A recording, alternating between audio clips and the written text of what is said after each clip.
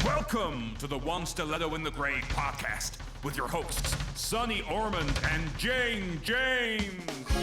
Well, hello everyone. Now, in today's episode, we journey into the magical and exciting world of radio sound effects. How do we make the champagne cork pop without opening the Dom Perignon? Are those horses' hooves really coconut shells? And how do we hurl a body down a fire escape without sacrificing a real-life actor? Ooh, ouch, ouch, ouch, ouch, ouch, ouch, ouch, ouch, ouch, ouch, ouch, ouch. Welcome to today's episode of the One Stiletto in the Grave podcast with Sonny Ormond and Jane James. Now, look, you lovely listeners, have you ever wondered how in The Archers the sound of a lamb being born is created? Or how the sound of Will Grundy running through the undergrowth is created? Or, indeed, how the sound of David Archer opening and closing a farm gate at Brookfield is created? Well, all these questions and more will be answered by our guest today. We are delighted to welcome Karen Carter, who was a BBC radio studio manager and all things technical for 16 years. 10 years full-time in London at Broadcasting House and 6 years freelance at Pebble Mill in Birmingham, where she and I first met. And Karen has worked on endless Radio 4 productions, including The Archers, and she's going to share with us how the magic of radio is created from a technical point of view. So welcome, Karen. Thanks for joining us today. Hello, Sonny. Hello, Jane. Hi. Thanks for having me on today. It's a pleasure. What would you like to know, Jane? Well, this is very basic, but I don't even know what a studio manager is. So could you tell us something about your job and what it is you do? Yes, as a studio manager, you are required to basically operate all the technical equipment in the studio and keep everybody happy. Keeping everybody happy is usually the trickiest part of the whole operation. I was recruited from university where I did a BA Honours degree in theatre and television, and the studio managers were taken in blocks from groups of people from the universities and then trained by the BBC. Oh, that's interesting. So that's how it happened, because I've always wondered how you got into it all. So did they just come to the universities or how did it happen? Well, at the time they used to sort of tour around the universities to various drama degree courses and media courses, and also students who came from history and geography and physics backgrounds as well. And I actually was first introduced to the whole concept of studio management by some people who already were studio managers at the World Service, and they came to our university to make a spoof Batman and Robin film, and I volunteered to do the sound. And they told me all about this job, and then I was mentored by one of the university directors in the television area to learn all about sound. Oh, God. And you thought, yeah, actually, this is... Because it's something that you'd never really thought about doing. No, it was I never thought about it at all. Like many students, you go to university thinking, right, I'm going to do this degree or that degree, but what you're actually going to do afterwards is the big unknown. And so I was amongst the candidates of that particular year, and we were taken up to Broadcasting House in London, and then we were all sent for 3 months to a technical engineering training centre down near Evesham. And for arts graduates, it was quite tricky because suddenly you had to cram a year's worth of GCSE physics into 3 months, which, when you've not even thought about that, is quite mind-blowing. Yeah. But we had to technically learn not only how to build our own studio or repair our studio if we were on air, but we also then had to learn how to operate all the equipment. So when we left the engineering training centre, we were given our sort of pencil case of tricks, and that included a screwdriver, editing tape, a Chinograph pencil, a razor blade, and your set of headphones. And also, because we were in those days operating vinyl discs, a record cleaner. gosh, how things have changed, How because it's all digital bizarre. now, isn't it? Yeah. Yeah. I mean, it's really It almost sounds like an old sort of bicycle repair kit, you know, a very Well, odd it was set a of ingredients. It was a little bit like that in a way, but we had to, at that time, we had to be able to keep basically the programmes on the air. And we were working with 1/4-inch tape at that time on reel-to-reel machines. And that tape had to physically be edited with using a chinograph and the razor blades. And so we had to listen very carefully. We'd basically rock and roll the piece of 1/4-inch tape across the replay head to find the exact sound that we wanted to edit. We then had to mark that with a chinograph and then find the corresponding part of the speech or music that we needed to edit, rock that back and forth across the replay head, mark that, and then put the piece of 1/4-inch tape into an editing block and slice it with a razor blade, and then get a piece of sticky tape, special editing tape, and stick the tape back together again, so that when you played it, you no longer had maybe even a particular drum beat in a section, or you didn't have a particular piece of speech that the producer no longer wanted there. So your job, sorry to interrupt you, just to make sure I understand it. So once a piece is in, the actors and the director and the producers rocked up in studio, your job is to make sure that everything technical happens at the right time in the right place, and it's edited to director or the producer's specifications. Wow, that's a big job. Yes, it was, and it was very exciting, especially in the news. When I worked in news and current affairs, when you had to turn reporters' the reporters' filed reports around quite quickly.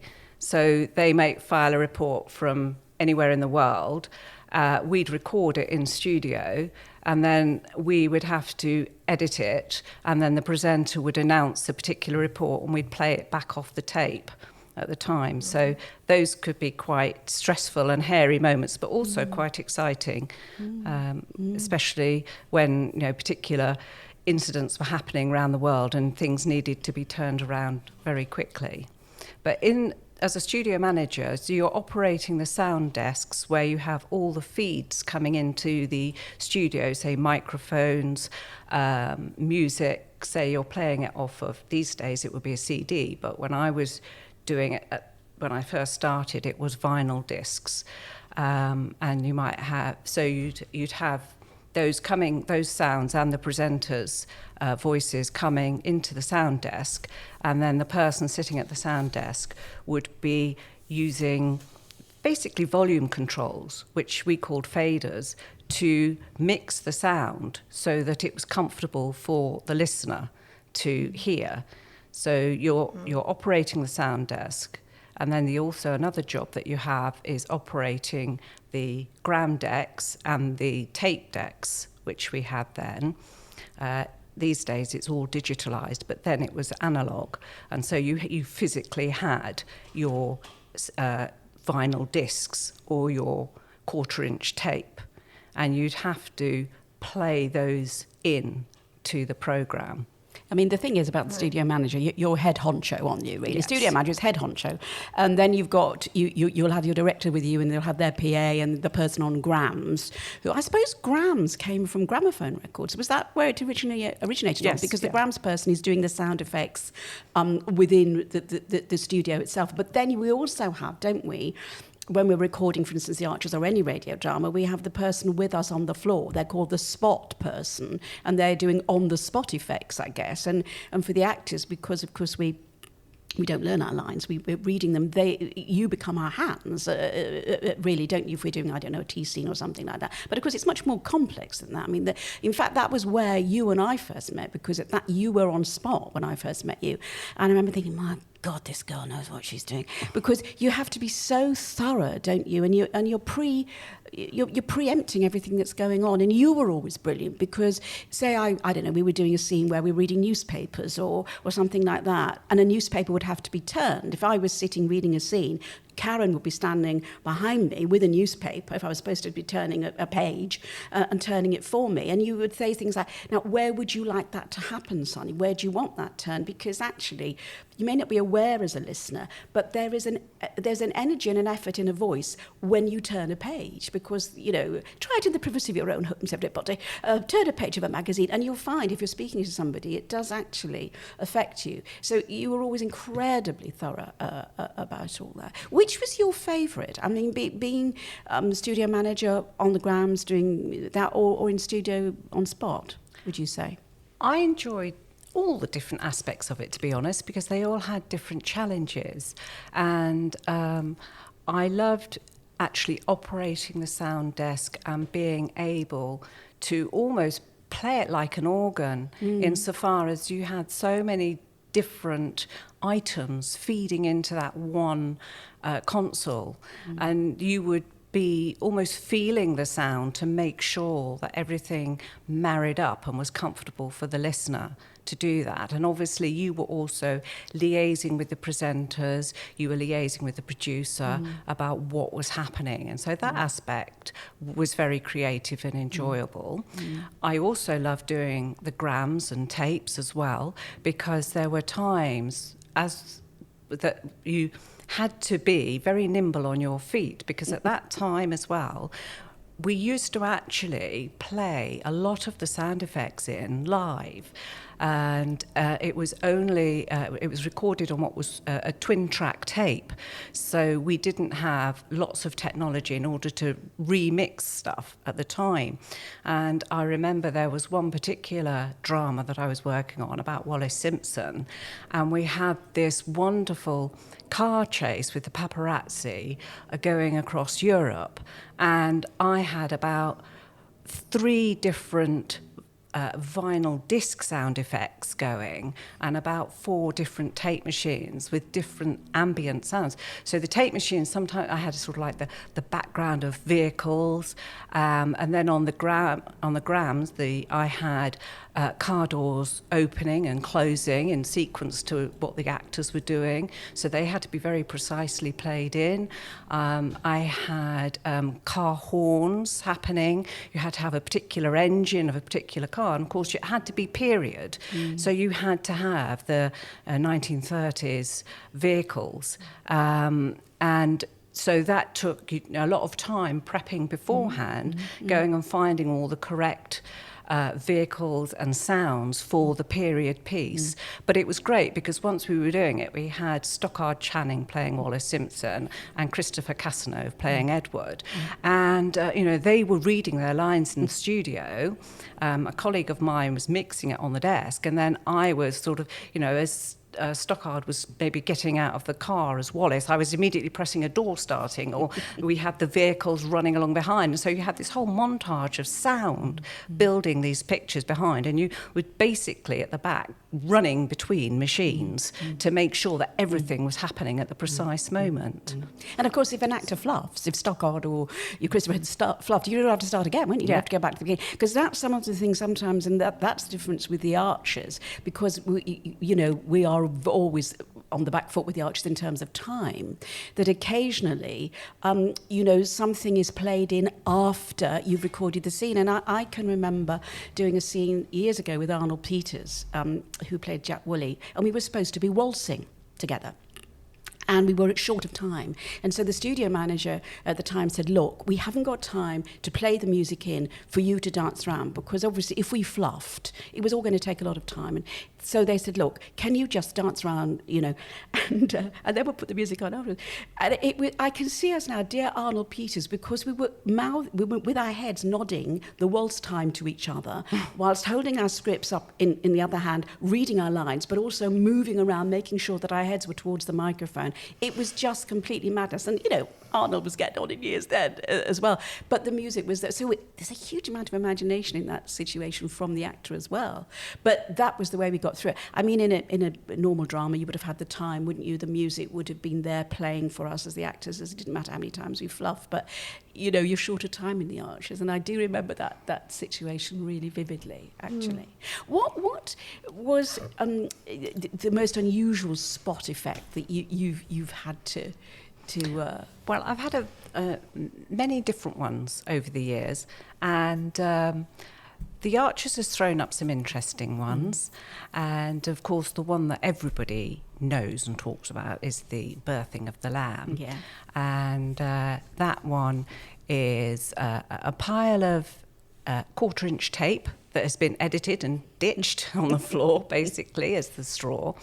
Then usually you get a lovely pot of thick, gloopy yoghurt and sort of mulch that between your hands, and it makes all those sort of icky, squidgy noises of the lamb coming out. And then you usually maybe have a damp towel, so it's a bit of weight that as the lamb comes out drops into the tape. And so you have that sound of the lamb being born.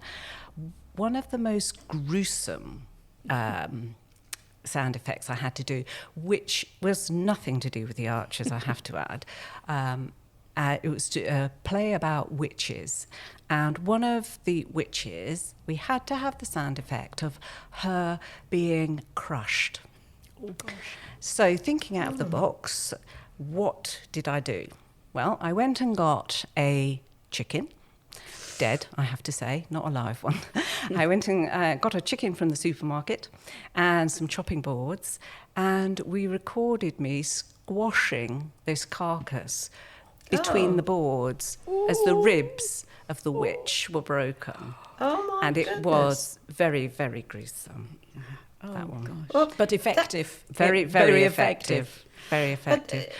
And this sort of raises an interesting question for me, which is, when you're thinking how to create a sound, do you go with what it actually would sound like or what we think it sounds like? So, for example, I don't know what a lamb being born sounds like. Do you investigate that, or do you go with what the average listener thinks it might sound like?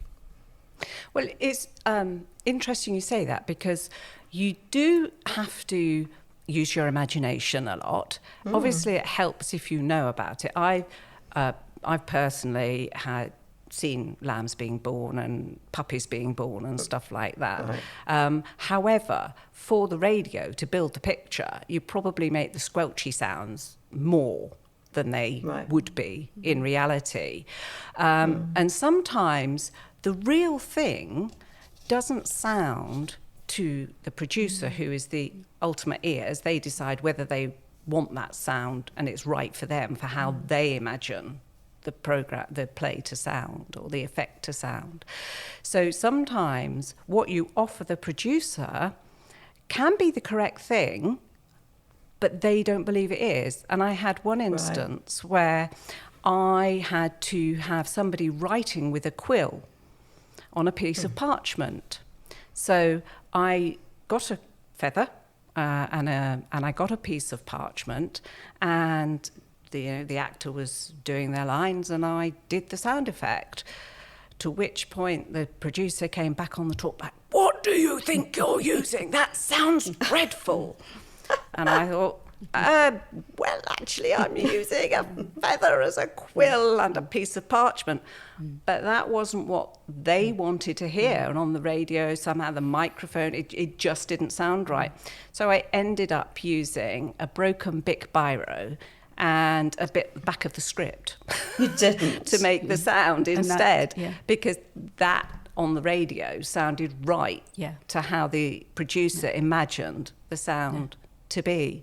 It's really interesting you say that, because you do learn a little bit as actors about sound effects, obviously, because sometimes you have to do it yourself and so on, and you're observing spot people and so on. But one of the things I always found fascinating, for instance, if I was doing a scene, in the kitchen with Jenny, who plays my sister, in The Archers, and we're having a cup of tea, and sometimes if the spot person has a lot to do, they could be opening doors and closing doors, and they might say to you, "Look, Sonny, could you do the teacup? Because I just don't have enough hands." And you say, yeah, show me what to do. And they show you what to do. But the interesting thing there is that if, as we normally would, we're having a cup of tea and we put the tea cup down on the saucer, we just plonk it down. Doesn't work, does it, Karen, in radio? Because it sounds like a heck of a sound. So what you have to do, in order for us as the listener to believe that it is you're putting the cup down, is you have to do it in 2 time in where you have to go bump bump with the teacup. I haven't got a teacup in front of me, so you don't just plonk it down. You go dunk. So it. Am I You explaining have to that put correctly? it, yeah, you sort of have to put it at an angle and then put it down. At another angle. So At it's like 2 another angle. sounds, isn't it? And that somehow, it's fascinating, all those little things, and then it sounds perfect. Then Yeah. it's really well. And am I right in thinking that if you're pouring tea, is the hot water sounds better than cold water? Yes, hot water and cold water actually do sound different. Hot Do they? water, yes, hot water sounds sort of smoother and gentler, and cold water it sounds quite harsh. It's quite brittle. It's quite interesting. The different, Yes, the I've heard, different sound I've, with the I've- water. Yes, that's something I've picked up. Yeah. And you have to be very conscious of. Say you're just doing the washing up, again, like Sunny says, at home you might rattle the things around in the sink and do it. When you're doing it as a sound effect in there, you've got to be really gentle about how you move things round the actual sink so that it doesn't sound like a cacophony of sound, but that it sounds genuine. And in footsteps as well. You've got to be really conscious if you are, of what age your character is and with what energy and what weight they might be walking up the stairs or walking down the corridor, what sort of shoes they've got on. And thinking, and you've got to work that in time to the actors.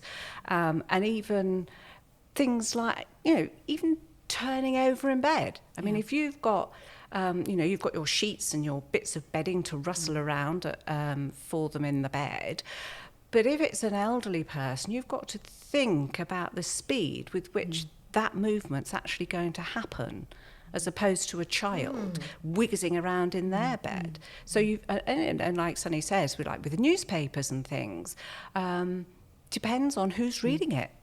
And what size it is. Yeah. Have you got a tabloid or have you got... and I think these things bigger are things papers? that, as listeners, when we're all listening, we're not aware of. It happens at a subliminal level, doesn't it? Of course But it it's does. building up this fantastic picture for us as the listener. And that's what And I as love a about listener, radio. yeah. It's magic. Yeah, as a listener, you know when it's not quite right, don't you? So, Yes. going back to the liquids, Karen, I've got a very important question for you here that my friend Mishvani, when she knew that I was going to interview, said, you must ask this, because we're both quite interested in gin. So, do you have, when you're pouring out gin or whiskey or whatever at the bull, do you use gin bottles, presumably filled with water? So does it sound different depending on what kind of bottle you pour from?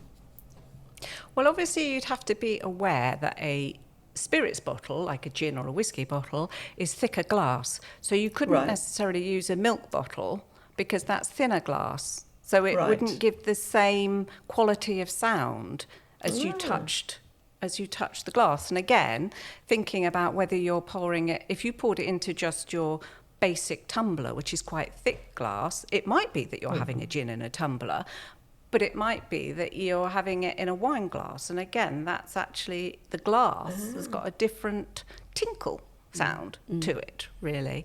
So, and again, if you're doing tea and everything, are they having a cup of tea in a mug? Are they having it in a fine china? Are we stirring it? Are we just clanking the teaspoon?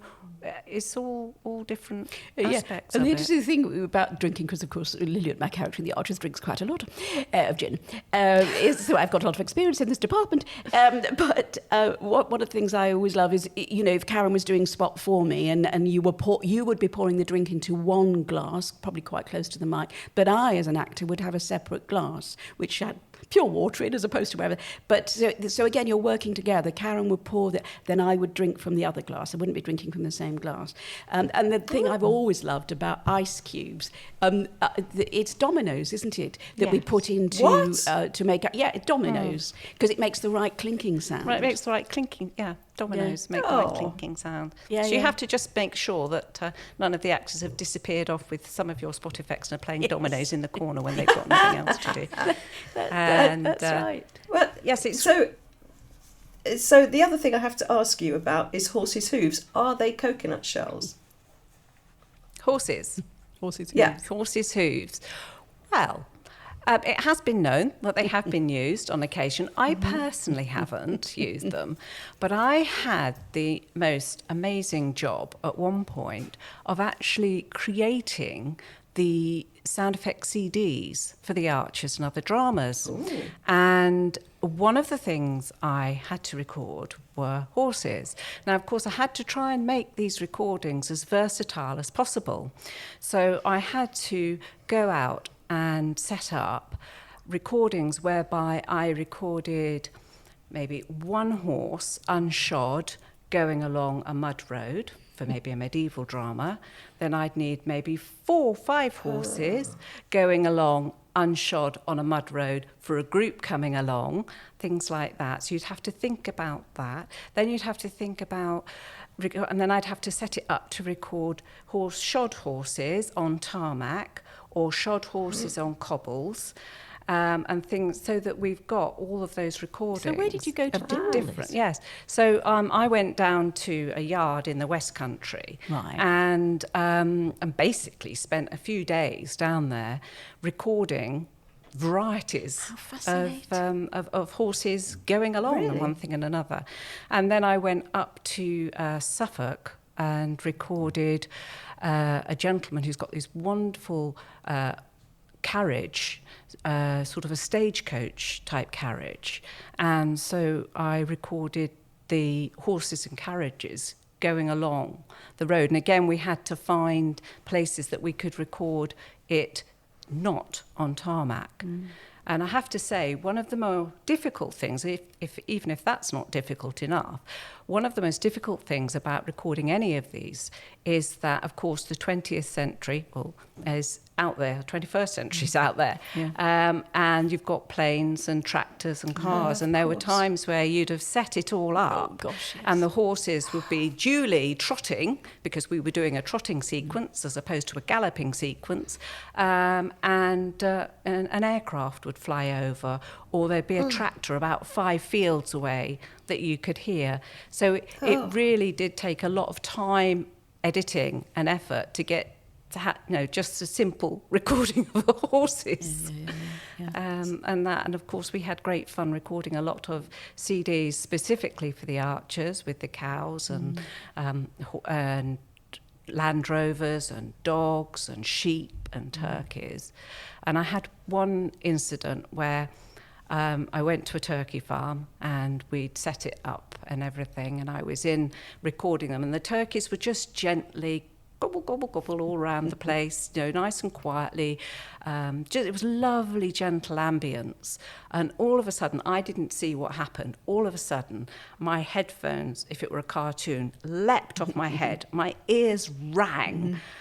And there was this almighty row of startled turkeys. Oh, really?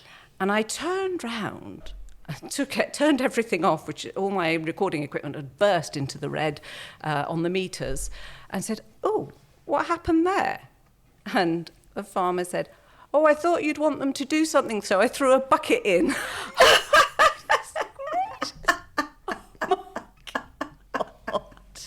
Oh, just what you want.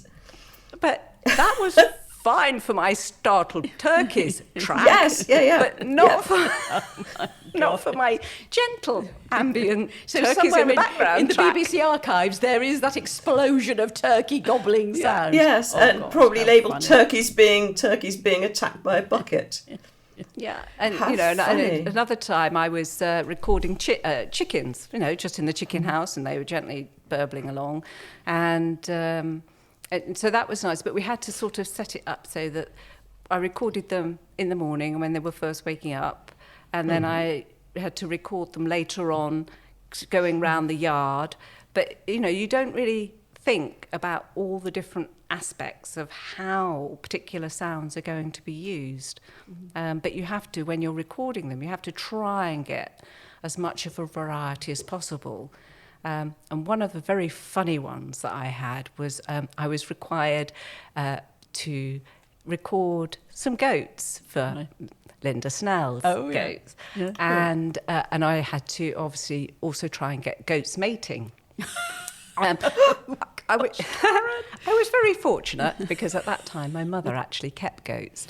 So anyway, I did do quite a lot of recordings of the goats round and about and chatting as they do, goats.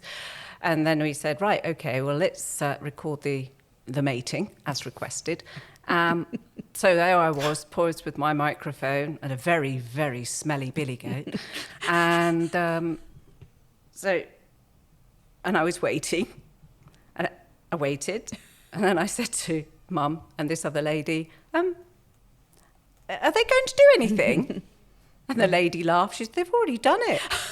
It was so quick. There was nothing to record. So it was blink and you miss it. Except for this billy goat who continually was making very suggestive noises low in his throat the whole time. Goodness. But the actual moment was no different to anything else. Oh, how extraordinary. So actually, if that happened to have, happened on with Linda Snell, then actually, and viewers and listeners rather, not viewers, said, well, we didn't know it was happening. Said, well, actually, you don't with goats. It happens very, very quickly. No, he just sort of makes a lot of suggestive noises in a sexual manner towards them, and that's it, really. That's fine. But you said before we started to record about Mrs. Antropus's greyhound. There was an incident, wasn't that? What was that? Yes, Mrs. Antropus had some Afghan hounds, Afghan and hounds, they yeah. used to roar, skitter around the house and one thing and another with her. And so, we duly played in the Afghan hounds barking. However, there was a query from a listener, a rather angry letter from a listener actually, saying that we had not used Afghan hounds for this particular recording. And so the editor called me in. We've had this complaint, you didn't use this, what did you use? Thinking, I'd say, I just used some spaniels, they were at the back, they were all right, they were dogs. But I duly said, actually, I did use the recording of the Afghan hounds, and I went to our Graham's library at the time, and there on a little 45 disc was Afghan hounds. And that's the one I had played. But again, it's interesting, isn't it? Because like you were saying before, sometimes what you think is the right sound to the listener isn't the right sound. I mean, that's what's so curious. Always fascinates me, although I'm never really involved in those scenes, but, for instance, if David Archer was clambering over a stile or farm gate, of course, what tends to be used there is an ironing board, isn't it? Yes. Because that sounds perfectly like a stile gate or an, But what fascinates me is ignorant listener here. How do you mean you use an ironing board for a stile gate? Well, Karen could explain. Well, basically, he does all the effort in his voice of getting over the gate, and we, as the Spot SM, are sort of opening and closing the ironing board very carefully and sort of leaning on it because it's on its side. It's not usually upright. It's actually on its side, and you're just using the bits for the sound of the gate opening. I have to say, though, of course, it has to be a metal gate that he's using if you're using a metal ironing board. If not, you've got to find your wooden one to creak. So what would you do with that situation then? A creaking wooden gate? If it was a wooden one, if it was a wooden one, I'd look for probably one of those old-fashioned laundry airers that have the wooden ones with this sort of slightly squeaky hinges on them. And I'd try that as one of my points of reference and see what worked. So this is so over the years, because that must have been particularly, well, it could be Archers or any radio drama, but I mean, there could have all sorts of effects. You think, how am I going to do that? How am I going to make? So you just have to sort of use your imagination and go and source it all. And you become rather a strange person that goes around listening to a lot. Yeah. And the other one I always loved is the with the champagne cork. Always used to fascinate when the champagne was supposed to sort of go off. The champagne cork. Yes, we always do that really nicely. It sounds very good, doesn't it? It does. I mean, you're brilliant. Always drinking so much on these programmes. But what we do is give you a lovely, tasty a bicycle pump, first of all, with a cork in the end. And we pull the bicycle pump and pop the cork and then give you a lovely tasty Alka-Seltzer. Absolutely, without any Dom Perignon. No, what is it? Dom Perignon being opened. Yes, Yeah. no, it's wonderful. Actually, it's very, very Aw. clever. All that I know, and I always love the you know, if I'm supposed to be, well, it could be Will Grundy or somebody like that, or anybody running through the undergrowth, because I used to really love that, and that's the old tape, isn't it? That's the old quarter-inch tape. Quarter-inch tape, and just literally running on the spot and being breathless, and that creates the most wonderful effect. Which nowadays is very rusty and very scrunched up because, of course, it's not as readily available to keep replenishing it like we did when we were actually using it to record things on. So it's an archive in itself. Yeah, absolutely. Really. And of course, it's now digital, isn't it, Karen? Everything is now completely digital. So that must speed up everything then for the technicians, or in every way, I guess. They still require spot effect SMs to some extent. You still need to do quite a few in situ ones, particularly on programmes like The Archers. But a lot more is mixed after the event, which is probably more economic financially and time-wise, maybe, but it's not as much fun as when you're all in the studio working together as a team to create an interesting drama. And that is the glorious thing about it, I think, the fact you are a team. You are a complete team, aren't you? And that's one of the things I missed terribly when we went into lockdown, you know, and it was fantastic that we were able to record from home, but it's lovely to be back in studio now. And it is, and also, you know, we can all be resourceful. I mean, sometimes, as I was saying before, if the spot person has a lot to do, maybe there are several people coming in through doors and you're closing and opening doors, you know, we as a team, as actors, join in that and say, well, look, can I do that? Or shall I do that for you? And I love all that. And then you hear it. You hear the pictures that you've created, fine. And you think, we really, really did that. So it is. And one of the lovely things about also as a spot SM, which is really, really important, is actually you're on the floor with the actors and actresses and you're keeping the team functioning and happy, really. You're making sure everybody's got their water. You're sort of working like a stage manager and help making sure that everybody is happy with what they've got to do, where they've got to be, whether they need a fresh glass of water or what. So you're looking after everybody as well as being their hands, feet and ears and everything else. And, you know, being an actor, I have to say that is what makes, as well, a really good spot person, because it's like everything in life, isn't it? Some people are better at things than others. And you, as I say, were always absolutely brilliant. And the person that we have at the minute who works with us on The Archers is fantastic too. And it's just about, as you say, stage managing everybody and being there and being part of the team and making sure that everybody's all right. Before we sort of finally wind up, can you tell the listeners what would happen? Say, you know, you were doing a drama where an actor had to fall down 5 flights of stairs, and you know, you don't want to, actors, you know, can be expendable, of course, but how would you actually do that? That always is a good one. Well, it might be in the first instance that the producer would say, "You don't mind doing that, do you?" As to the spot of them. And we have been known to be bodies dropping to the floor. In fact, I think there was an occasion for you in one of our dramas where you weren't able at that point to fall to the floor, so I had to be your body there. But as to going down 5 flights of stairs, I think that would be a pretty tall order. So I would probably scrub around and find some old bits of clothes, maybe a swede or turnip as a head, a couple of